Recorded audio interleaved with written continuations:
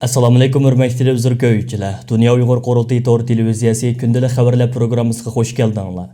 Men Hidayat Musajan. Bugün 3-cü ayının 17-ci günü çarşamba. Hammanglarning mush vaqtda xayrlik bo'lsin.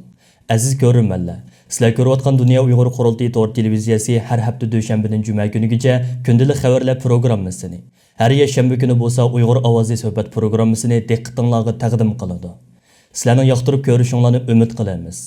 YouTube sayfimizga abone bo'ling va programmalarimizni qochirmang. Aziz ko'ruvchilar, tövəndə diqqətinizlər bugungi xəvərlər proqramımızın təfsilatida bo'lsin. Germaniyada hokimiyat beshida turayotgan Xristian Demokratlar ittifoqiga mansub federal parlament a'zosi Martin Patzit apandimning Xitoy virusi sababidan o'tirg'i chiqqan intayin foydasiz sharoitlarga qaramasdan Ataytan Berlindan Myunxen shahriga kelib Uyg'ur namoyishchilar sepidan o'rin olishi va namoyishdan qaytib Dunya Uyg'ur Qurultiyi markaziy ishxonasini ziyorat qilishi Qurultiyi rahbarlarini va Germaniyada yashayotgan Uyg'urlarni alohida mamnun qildi. Parlament a'zosi Martin Patzit apandi bo'lsa Germaniya federal parlamentida va siyosiy sohasida Uyg'urlar masalasini izchil turda qo'llab kelayotgan. Bo'libmi turmadagi Uyg'ur ziyolisi Ilhom To'xti masalasiga alohida ko'ngil bo'lib kelayotgan ta'siri kuchli shaxslarning biridan iborat. 15 mart kuni Yevropa Sharq Turkiston birligi tashkiloti tomonidan Germaniyaning Myunxen shahridagi Xitoy konsulxonasi oldida bir oydan buyon elib berilayotgan Oilam nada degan shior ostidagi namoyishning oxirgi kuniga Berlindan kelib qatnashgan parlament a'zosi Martin Patzit apandim namoyishdan keyin Dunya Uyg'ur Qurultiyining Myunxen shahridagi markaziy ishxonasini ziyorat qildi. Dunya Uyg'ur Qurultiyining raisi Dolqun Aysa, Qurultiyining Yevropadagi siyosiy xizmatlarga mas'ul alohida vakili Asqarjon va Qurultiyining markazdagi xizmatchi xodimlari uni qizg'inlik bilan kutib oldi. Suhbat jarayonida Qurultiyi rahbarlari parlament a'zosi Martin Patzit apandimga vatan ichidagi Uyg'urlarning navbatdagi umumiy vaziyati, Dunya Uyg'ur Qurultiyining xalqaro siyosiy sahnalarda elib berayotgan turli faoliyatlari, Uyg'ur irqiy qirg'inchiligi haqida Amerika hukumatı va Kanada, Gollandiya parlamentlari tomonidan qabul qilingan qarorlarning mazmuni qatorliq masalalar haqida tafsiliy ma'lumot berish bilan birga Germaniya federal parlamentining va Germaniya hukumatining Xitoyning Uyg'urlarga yurgizayotgan irqiy qirg'inchiligi masalasida hozirgacha sukut qilib turayotganligidan va Germaniyadagi ba'zi shirkatlarning hozirgacha Uyg'ur majburiy amgigidan naf ilayotganligidan qattiq afsuslanish his qilganligini ifoda qildi. Parlament a'zosi Martin Patzit apandi suhbat jarayonida qilgan so'zida Germaniya hukumatining Uyg'urlar masalasida faqat Xitoyni ayblab qo'yish bilan cheklanib kelayotganligidan o'zining qattiq beoram bo'lganligini, Germaniya hukumatining Xitoyga qattiq besim ishlatib, Sharq Turkistondagi jazo lagerlarining darhol taqilishi va Uyg'urlarga yurgizilayotgan irqiy qirg'inchilikning to'xtatilishi uchun jiddiy harakatga o'tishi lozimligini ta'kidladi. Martin Patzit apandi so'zida yana o'zining bir federal parlament a'zosi bo'lish sifati bilan Xitoyning Uyg'urlarga yurgizayotgan qilmishlarini rasmiy yo'sinda irqiy qirg'inchilik deb qaraydiganligini va bu jihatda Germaniya parlamentida va Germaniya hukumatida Uyg'urlarga foydali bo'lgan ijobiy qarorlarning qabul qilinishi uchun davomli tirishchilik ko'rsatadiganligini ifoda qildi. Martin Patzit apandi shu kungi namoyish jarayonida Xitoy konsulxonasiga qarab turib mikrofonda hukumatingiz bir xalqni qirg'in qilyotidi, insonlikqa qarshi jinoyat ishlayotidi deb o'lik ovozda xitob qilgan edi. Martin Patzit apandimning bu qitimga Qurultiyi ziyorati Xitoy virusi o'tirg'i chiqqandan buyon tunji qitim Germaniyaning bir yuqori darajalik siyosiy arbobining Qurultiyi markaziy ishxonasini ziyorat qilishi bo'lib hisoblanadi. Avstraliya davlatlik zaytun top komandasining dunyoga to'nilgan sobiq cho'lpani, Yangi Zelandiyalik tanharakatchi Sonny Williams apandining yaqinda Xitoy hukumatining Uyg'urlarni qirg'in qilayotganligini keskin tanqidlab, Beijingda o'tkazilmoqchi bo'lgan 2022-yillik qishliq olimpik musobaqasini boykot qilish chaqiriqini o'ttirg'i qo'yishi Dunya matbuotlarida, bo'libmi Dunya tanharakat sohasida kuchli ta'sir qo'zg'adi. Angliyadagi Kündilik pochta gazetining 14 martdagi xabarida aytilishicha, Sonny Williams ilgirki 2 qitim Dunya chempioni bo'lgan komanda a'zosi sifatida chempionlik medali olgan bo'lib, yaqinda og'ir darajaliklar bo'yicha kasbiy boksorlikqa qiziqib qilib zaytun top sohasidan chekingan. U hozirgacha jami 7 maydon musobaqaga tushgan bo'lib, texi yengilib boqmagan ekan.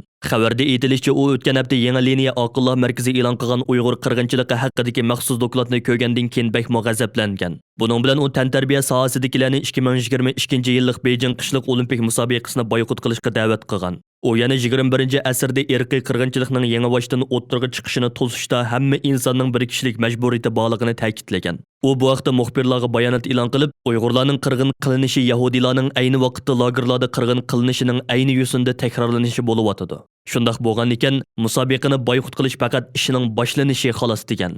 Ma'lum bo'lishicha, bu yil 35 yoshga kirgan Sonny Williams 2008-yili islom dinini qabul qilib musulmon bo'lgan va hozirgacha izchil holda dunyoning har qaysi joylarida yuz berayotgan zulmlar haqida ko'p qitimlab aktiv faoliyatlarda bo'lib kelgan. Germaniyaning nopuzluq axborot vositalarining biri hisoblangan Der Standard gazetining Dunya Uyg'ur qurultiyining raisi Dolqun Aysa apandim bilan o'tkazgan Xitoy zulmini to'xtatishning birdan-bir yo'li Xitoyni jazolashdan iborat nomli cho'ng hajmli ziyorat xotirasi kuchlik inkas qo'zg'adi.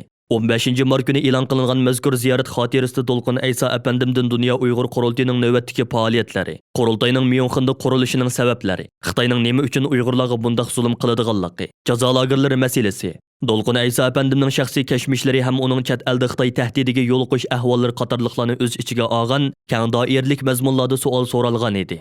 Dolqun Aysa apandim muxbirning savoliga bergan javoblarida Sharq Turkistonning 1949-yili Xitoy kommunistlari tarafidan besilingandan buyon Xitoyning Uyg'urlar ustidan assimilyatsiya siyosati yurgizib kelganligini, 2014-yili Xi Jinping taxtga chiqqandan keyin Uyg'urlarga qarata bostirishning avjiga chiqqanligini, 2016-yildan tortib Xitoyning Sharq Turkistonda jazo lagerlarini barpo qilib, 3 milliondan ortiq Uyg'ur hamda boshqa musulmon xalqlarni so'lab irqiy qirg'inchilik ilib borganligi ham ilib berayotganligini misollari bilan o'ttirg'a qo'ygan va dunyoning buningga nisbatan yetarlik darajada inkas qaytarmayotganligini ta'kidlagan. Dolqun Aysa apandim mazkur gazetning Yevropa bo'lsa Beijing bilan yangidan mablag' silish kelishimi imzoladi. Sizlar boshqa davlatlardan va Yevropadan nimani kutsizlar degan savoliga mundaq javob bergan. 1933-yildan 1945-yilgacha bo'lgan oraliqda nurg'unlagan insonlar natsist Germaniyasidagi jazo lagerlaridan xabarsiz edi. Ammo bugun ahvol boshqacha. Xitoyning jazo lagerlari masalasi hammaga ma'lumlik bir masalaga aylandi. Xitoy o'z kuchidan foydalanib g'arb demokratiyasini o'z tizgini ostiga ilishga urinmoqda. Buning yetarlik paketlarini ko'rib turibdimiz.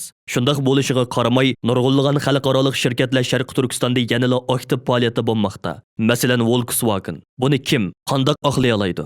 İnsanlar Beijing bilan bo'lgan barliq iqtisodiy hamkorliklarini bekor qilishi lozim. Xitoy zulmini to'xtatishning birdan-bir yo'li Xitoyni jazolash. Mazkur ziyorat xotirasida Dolqun Aysa apandining oliy maktab hayoti, vatanni tark etish jarayonlari, Germaniyadagi hayoti va uning oilasining jazo lagerlariga qamalish ahvollariga alohida sahifa ajratildi. 16-mart kuni Amerika Kengash palata a'zosi Lindsey Graham apandi o'zining Twitter betida maxsus uchur yo'llab, Beijingda qishliq olimpik musobaqasi o'tkazishga bo'lmaydiganligini alohida ta'kidladi. O 1936-yili natsistlar Germaniyasining Berlinda olimpik musobaqasi o'tkazish orqali o'zlarining yahudilarni qirg'in qilishdak zo'ravonligini pardozlab ketganligini eslatib, xuddi mushuninga o'xshash ahvol 2022-yili Uyg'urlarning beshiga kelish oldida turibdi. Shunga Beijing shahri hargizmi olimpik ruhi joriy qildiradigan o'rin emas deb ko'rsatdi. Bo'libmi uning Biden va Trump hukumatlari navbatda Xitoyda irqiy qirg'inchilikning bo'layotganligi haqida o'rtaq fikrga kelgan degan so'zlari zo'r diqqat qo'zg'adi.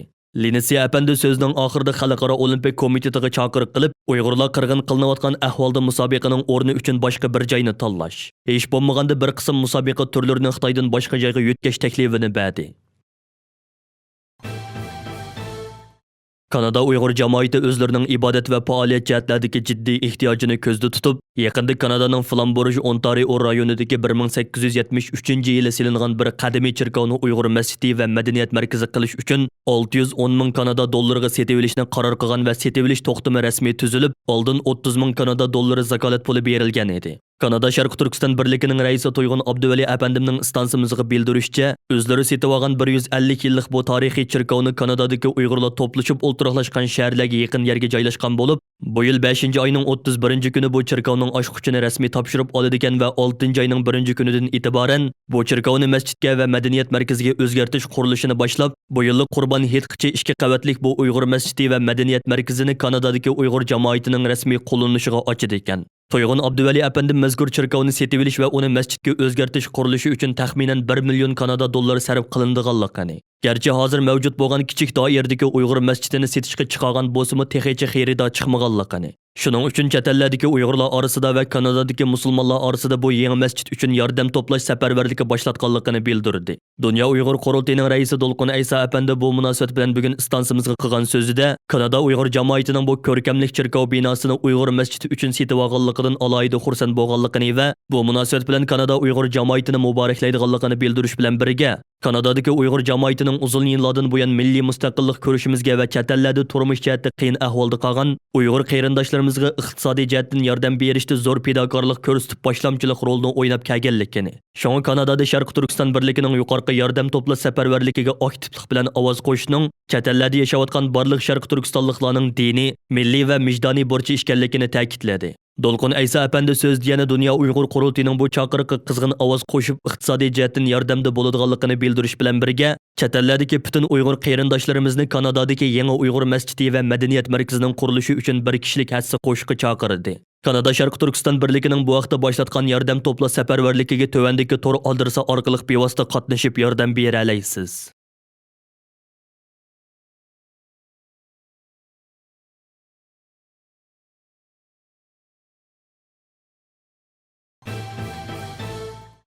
Dunya Uyg'ur Qurultiyining Parijda qurilmoqchi bo'lgan ishxonasiga xizmatchi qabul qilish e'loni.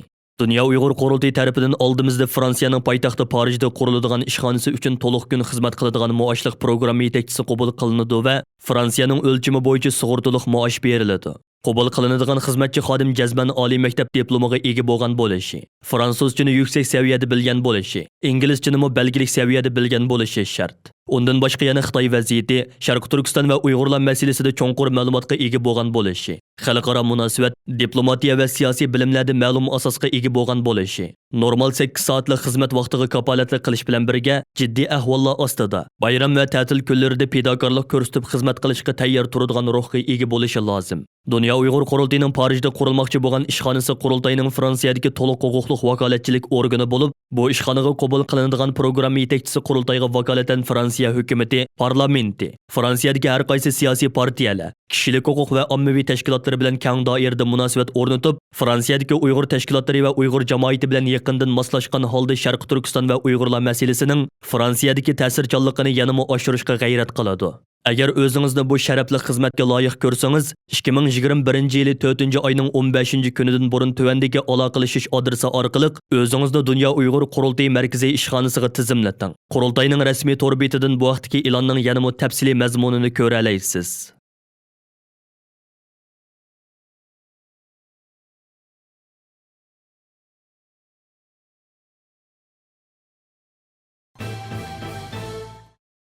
Dunya Uyg'ur Qurultiyi tadqiqot markazining uyushtirish bilan 19-mart kuni No'ruz haqida ilmiy muhokama yig'ini o'tkazildi. Dunya Uyg'ur Qurultiyi tadqiqot markazining raisi Anvar Ahmad apandining bevosita riyosatchiligida o'tkaziladigan bu qitimqi tor muhokama yig'inida Uyg'ur tadqiqotchilaridan doktor Olimjon Inoyat, doktor Hoji Qutlug' Qodiriy va doktor Olimjon Bug'do apandilar No'ruz bayramining borliqqa kelish jarayoni, Uyg'urlarning No'ruz o'tkazish tarixi va uning konkret alohidaliklari, shundaqla Uyg'ur madaniyat san'atining Uyg'urlarni va Uyg'ur davosini xalqaroga tunutishda o'ynab kelgan tarixiy roli haqida o'zlarining ilmiy qarashlarini o'ttirg'a qo'yib o'tadi.